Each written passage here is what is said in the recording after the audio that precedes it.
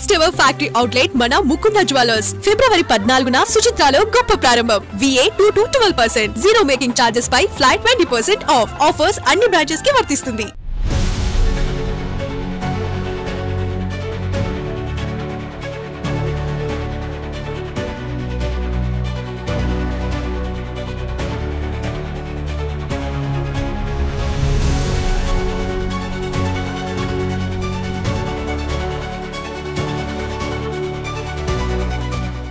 చూసారుగా టైటిల్ ఏంటో.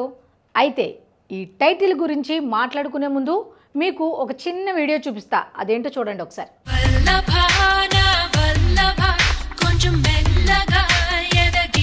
చూసారు కదా, ఇప్పుడు అర్థమయ్యే ఉంటుందిగా మీకు. ఈరోజు టాపిక్ వల్లభనేని వంశీ గురించి, జగన్ గారి గురించి అనమాట.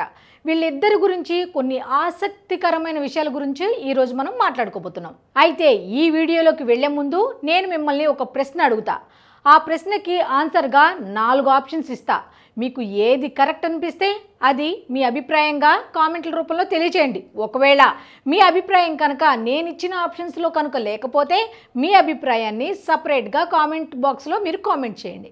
నా ప్రశ్న ఏమిటి అంటే, జగన్ అన్నట్టుగా వల్లభనేని వంశీ తర్వాత హిట్ లిస్ట్లో ఉండేది ఎవరు? అయితే ఆప్షన్స్ వచ్చి, option A Devineni Avinash, option B Kodali Nani, option C YS Jagan, option D పై ముగ్గురు కాదు. సో చూశారు కదా, ఆప్షన్స్ అయితే ఇవి. ఒకవేళ ఈ ఆప్షన్స్లో మీ ఆన్సర్ కనుక లేకపోతే ఇందాక చెప్పినట్టు ఆ ఆప్షన్ ఏంటి అనేది కూడా మీ అభిప్రాయాన్ని కామెంట్ల రూపంలో తెలియచేయండి. అయితే ఈ ప్రశ్నకి లోపల ఉన్న వీడియోకి చాలా చాలా దగ్గర సంబంధం ఉంది. సో వీడియో పూర్తిగా చూడండి, మీ అభిప్రాయాన్ని కామెంట్ల రూపంలో తెలియచేయండి.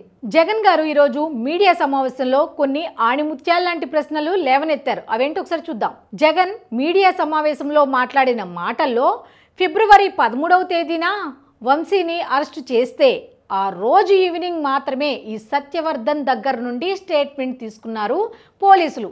అది ఎలా సాధ్యం అంటూ కనిపించిన 3 సింహాలకు మాత్రమే లోబడి పనిచేయండి అని ఒక నీతి సూత్రం ఒకటి చెప్పారన్నమాట. అయితే ఇప్పుడు ఈ నీతి సూత్రం గురించి మనం మాట్లాడుకుందాం. అసలు యాక్చువల్గా చెప్పాలంటే వంశీ చేసిన ఈ ఘనకార్యం గురించి ఎవ్వరికీ తెలీదు. అది ఏ విధంగా బయటకు వచ్చింది అంటే, ఎంతమంది ఎన్ని మాటలు అంటున్నా ఆ కూటమి నేతలైతే పట్టించుకోకుండా ఎవరి పనులు వాళ్ళు చేసుకుంటూ ముందుకు వెళ్తున్నారు. అయితే సీజ్ ద షిప్ అనే వర్డ్ ఒక ఆయన అనగానే వెంటనే ఆ షిప్పు దగ్గరికే ఎందుకు వెళ్ళారు అంటూ ప్రశ్నించి, అసలు గొడవలో ఉన్న బియ్యం బస్తాలు ఏమయ్యాయి అనే విషయం దాకా తెచ్చుకొని నానా అగచాట్లు పడి తలక్రిందులుగా తపస్సులు చేసి తిమ్మిని బొమ్మిని చేసి ఇట్లా రకరకాలుగా మార్చేసి ఎట్లాగో ఆయన బయట తిరుగుతున్నారు. అయితే ఈ సీజ్ ద షిప్ అనగానే నెక్స్ట్ బయటకు వచ్చిన వాళ్ళు ఎవరు అంటే విజయసాయిరెడ్డి గారు. తూచ్ తూచ్ తూచ్ విజయసాయిరెడ్డి గారు ఏమన్నారో తెలుసా? నేను రాజకీయాలకి దూరంగా ఉంటా, ఇప్పుడు దాకా చేసింది నేను రాజకీయం కాదు తూచ్ అంటూ ఆయన రాజకీయాల నుంచి బయటకు వెళ్ళిపోతున్నా అని వైఎస్ఆర్సీపీ నుంచి బయటకు వచ్చేసారు. మరి వాళ్ళందరూ అలా ఉంటే మన జగనన్న ఊరుకుంటారా? ఈలోపు వచ్చేసారు. ఎలా? జగనన్న 2.0 అని వచ్చేసారు. అరుంధతి సినిమాలో అనుష్క డైలాగ్ ఒకటి ఉంది, గుర్తుందా మీకు? మీరు నన్నేం చేయలేరురా అని. దానికి అదేవిధంగా కూటమి వాళ్లతో పెద్దగా గొడవ పెట్టుకునేలాగా మీరు నన్నేం చేయలేరు, జగన్ 2.0 చూస్తారు అంటూ బెదిరింపులకు దిగారు. కాకపోతే వాళ్ళేం పట్టించుకోవాలా, రియాక్ట్ అవ్వాలా. దీంతో రెచ్చిపోయిన వంశీ గారు ఏం చేశారు? ఈ సత్యవర్ధన్ని కిడ్నాప్ చేసి బెదిరించాడు. అయినా ఈ విషయం ఎవరికి తెలియలా. అది ఏ విధంగా బయటకు వచ్చింది అంటే, వాళ్ళ ఇంట్లో వాళ్ళు ఇట్లా మా అబ్బాయిని లేకపోతే మా అన్నయ్యని ఇట్లాగా వాళ్ళ తమ్ముడు వెళ్ళి కంప్లైంట్ ఇచ్చాడు, పలాని వ్యక్తులు ఇట్లా కిడ్నాప్ చేశారు అని. అప్పుడు మాత్రమే వెలుగులోకి వచ్చింది. ఆ కంప్లైంట్ ఆధారంగానే పోలీసులు వంశీని అరెస్టు చేసి తర్వాత సత్యవర్ధన్ స్టేట్మెంట్ తీసుకున్నారట. మన జగన్మోహన్ రెడ్డి గారు ఏదేదో చెప్తున్నారు. ఏమని చెప్తున్నారంటే, ఫిబ్రవరి 13 ఉదయం ఏమో వంశీని అరెస్ట్ చేశారు, ఈ సత్యవర్ధన్ స్టేట్మెంట్ ఏమో ఈవినింగ్ తీసుకున్నారు, అది ఎలా చెల్లుబాటు అవుతుంది అని. అసలు కిడ్నాప్ చేశారు మా అన్నయ్యని అని సొంత తమ్ముడేళ్ళు కంప్లైంట్ ఇస్తే పోలీసులకు తెలిసింది బాబు అని అందరూ చెప్తుంటే ఈయన మాత్రం వితండవాదం వాదిస్తున్నారు. అయితే రాజకీయ వారసత్వంగా మనం రాజకీయాల్లోకి వచ్చాము అన్న విషయం మర్చిపోయి ఎంతో కష్టపడి చదివి వచ్చిన వాళ్ళని ఐపీఎస్ ఐఏఎస్ అధికారులను అంత తక్కువ చేసి అంత కంప్లైంట్ లేకుండా వంశీని అరెస్టు చేస్తారా అన్న ఆలోచన చిన్న పిల్లల దగ్గర నుంచి పెద్దవాళ్ళ దాకా అందరికీ తెలిసిందే. మరి జగన్మోహన్ రెడ్డి గారు ఈ లాజిక్ ఎలా మిస్ అయ్యారో అనేది ఎవ్వరికీ తెలియట్లా. చాలామంది డిస్కస్ చేసుకుంటున్న పాయింట్లలో ఇది ఒక పాయింట్.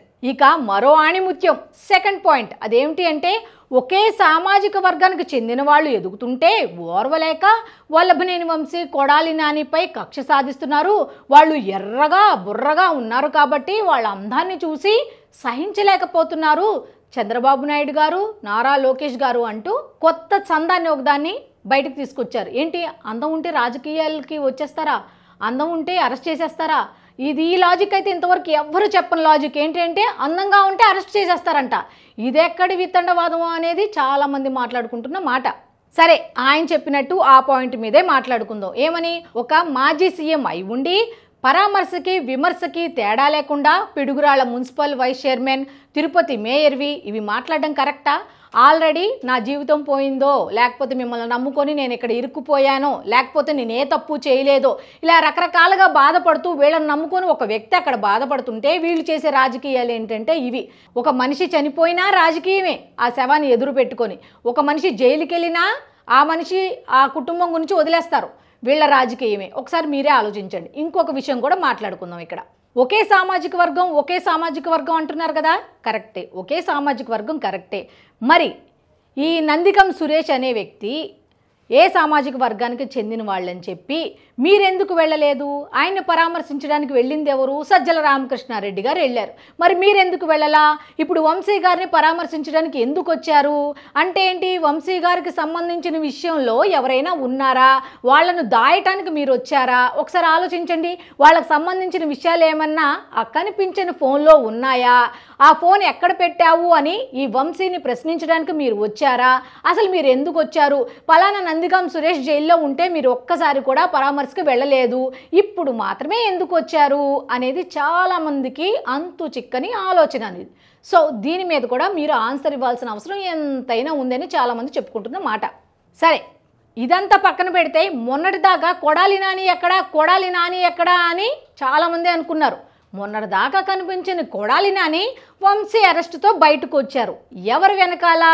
జగన్ అన్న వెనకాల, అమ్మ నాన్న ఓ తమిళమ్మాయి, సేమ్ పేర్ని నాని కొడాలి నాని మధ్యలో జగన్ అన్న, ఆ టైప్లో అనమాట. ఒకసారి మీరు ఆలోచించండి.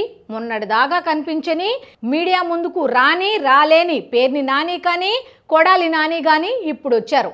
ఒక విలేకరి అడిగిన ప్రశ్నకి చాలా యారగెంట్గా వింతగా ఆన్సర్స్ ఇచ్చారు ఆయన. అది ఎలా ఇచ్చారో చూద్దాం. ఏంటి అంటే, మీరు ఎందుకు కనిపించట్లేదు అంటే రోజు మీ ఇంటికి వచ్చి హాజరయించుకోనా అని అడుగుతున్నారు. ఉద్యోగం పోయినా జనాల్లోకి నువ్వు వస్తావా అని ఆమెను అడుగుతున్నారు. ఇంతకీ ఉద్యోగమును రాజకీయ పార్టీలకి రెండు సంబంధం ఉందంటారా? ఉద్యోగం పోయినా ఒక ఉద్యోగి ఉద్యోగం కోసం రోడ్డు మీద తిరగాల్సిందే కదా. మరి రాజకీయ సన్యాసం తీసుకోలేదు, మీరు రాజకీయాలకు దూరంగా ఉంటాను అని ప్రకటించలేదు. మరి పదవి అనుభవించారు కాబట్టి మళ్ళీ అదే పదవి కోసం జనాల్లోకి రారా? ప్రజా సమస్యలు తెలుసుకోరా అనేది ఇక్కడ లాజికే కదా. మంత్రిగా ఎమ్మెల్యేగా ఉంటేనే జనంలోకి వస్తారా? ఆ రెండు పదవులు లేకపోతే రారా? ఒకసారి ఆలోచించండి కొడాలి నాని గారు. దీనికి కూడా మీరు ఆన్సర్ ఇవ్వాల్సిన అవసరం ఎంతైనా ఉంది కదా జగన్మోహన్ రెడ్డి గారు అని చాలామంది అనుకుంటున్న మాట. ఇక నెక్స్ట్ పాయింట్ ఏంటంటే, పోలీసులకి ఎట్లాగా బట్టలు విప్పి మరీ నుంచో పెడతావా? ఏం తప్పు చేశారని నుంచో పెడతారు? మీరు చెప్పిన ప్రతీది వినటం వల్ల, లేకపోతే మీకు ఇష్టం లేని పనులు చేయటం వల్ల? ఎవరు అధికారంలో ఉంటే వాళ్ళు చెప్పినట్టు వినాలి, వాళ్ళ ఉద్యోగ ధర్మం అని చాలామంది చెప్పుకుంటున్న మాట. అలా అనుకుంటే గతంలో 5 ఏళ్ళు మీరుండి చేసింది ఏంటి? అదే కదా. సో ఇప్పుడు చేస్తున్నది అదే కదా అని మీరు అనుకోవచ్చు కదా. మీరు అలా ఎలా ఉద్యోగస్తుల్ని బెదిరిస్తారు? ముఖ్యంగా పోలీసు అధికారులని. వాళ్ళు ఎంతో కష్టపడి చదువుకొని ఈ స్థాయికి వచ్చారు. అటువంటి వాళ్ళని, వాళ్ళు ఏమైనా వారసత్వంగా వచ్చిన వాళ్ళ? మీ అందరిలాగా రాజకీయాల్లోకి వాళ్ళు ఎంతో కష్టపడి తినక తల్లిదండ్రులు వాళ్ళని కష్టపడి చదివించి, వాళ్ళు ఎంతో కష్టపడి చదివితే పైకి వచ్చి ఉద్యోగాలు సంపాదించిన వాళ్ళు. అటువంటి వాళ్ళ మీద కక్ష సాధింపు చర్యలు చేస్తూ బెదిరిస్తారా? ఇది ఎంతవరకు కరెక్ట్?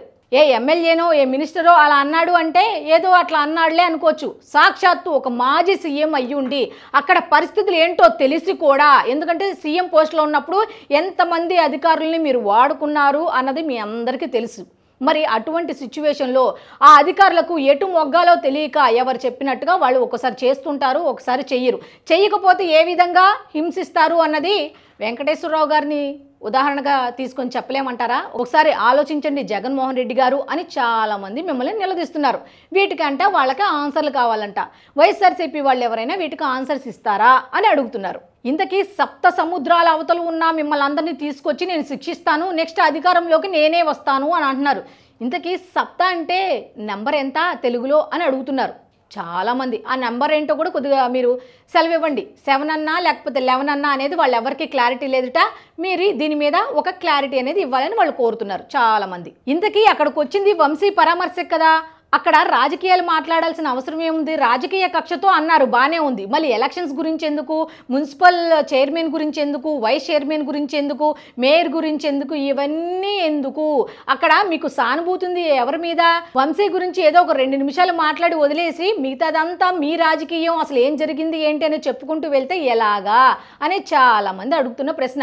ఇంకో విషయం ఏంటంటే, ఇంతకీ మీకు కావాల్సింది వల్లభనేని వంశీయా, లేకపోతే వల్లభనేని వంశీ మిస్ చేసిన ఫోనా, లేకపోతే ఆ ఫోన్లో ఏమేమి గుట్టు దాగుంది, దానికి సంబంధించిన ఇన్ఫర్మేషన్ ఏముంది అని కనుక్కోవడమా, లేకపోతే ఈ వల్లభనేని వంశీకి లోపల ఏం జరుగుతోంది ఏంటి అనేది సీక్రెట్గా నాకు అందించండి పోలీసులు ఎవరైనా సరే, లేదంటే నెక్స్ట్ నేనే సీఎం అవుతా, అప్పుడు మిమ్మల్ని తప్పకుండా శిక్షిస్తా అని చెప్పి బెదిరించడమా ఏంటి? ఈ మీడియా సమావేశానికి అర్థం ఏంటి?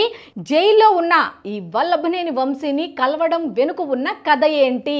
నందికం సురేష్ని కలవడానికి రాని జగన్మోహన్ రెడ్డి ఇప్పుడు వల్లభనేని వంశీ విషయంలో ఎందుకు వచ్చారు? కొడాలి నాని ఇప్పటిదాకా బయటికి రాలేదు, కానీ ఇప్పుడు జగన్మోహన్ రెడ్డి గారు రాగానే వెనక ఉన్నారు. దీని వెనుక దాగి ఉన్న కథ ఏంటి అంటే, ఈ వల్లభనేని వంశీకి సంబంధించిన ఫోన్లో ఏమేమి ఉన్నాయి, ముఖ్యంగా కొడాలి నానికి సంబంధించినవి ఏమైనా ఉన్నాయా, జగన్మోహన్ రెడ్డి గారికి సంబంధించిన అంటే ఆయనతో మాట్లాడిన సంభాషణలు ఏమైనా ఉన్నాయా అనేది ఇందులో దాగి ఉన్న రహస్యమా అని చాలామంది మాట్లాడుకుంటున్న మాట. ఇక మరొక పాయింట్ ఏంటి అంటే, ఎక్కడ పరామర్శించాలి, ఎక్కడ నవ్వాలి, ఎక్కడ ఏడవాలి, ఎక్కడ ఎవరిని ఏ విధంగా ఓదార్చాలి అని తెలియని మీలాంటి వాళ్ళందరూ కూడా ఎంతో కష్టపడి చదువుకున్న పోలీసుల్ని విమర్శిస్తారు, అధికారులను ఏకిపారేస్తారు. ఇంకో విషయం ఏంటంటే, రాజకీయాలు మాట్లాడేస్తారు. ఇంత గొప్ప టాలెంట్ ఉన్న మీరు పేర్ని నాని గారు అందిస్తే తప్ప చెప్పలేరు.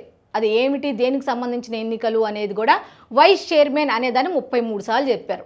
అంటే అక్కడ ఏం జరిగింది ఏంటి అనేది వాళ్ళు వీళ్ళు చెప్తే, అన్న నువ్వు ఇలా మాట్లాడాలి అని స్క్రిప్ట్ ఇస్తే తప్ప మీరు చెప్పలేని సిచ్యువేషన్ అని చాలామంది అంటున్న మాట. అయితే చాలామంది అనుకుంటున్న మాట ఏమిటి అంటే, ఈ ప్రశ్నలన్నిటికీ వీళ్ళందరి దగ్గర ఆన్సర్స్ ఉన్నాయా అని. ఆన్సర్స్ ఉంటే కామెంట్ల రూపంలో తెలియచేయండి.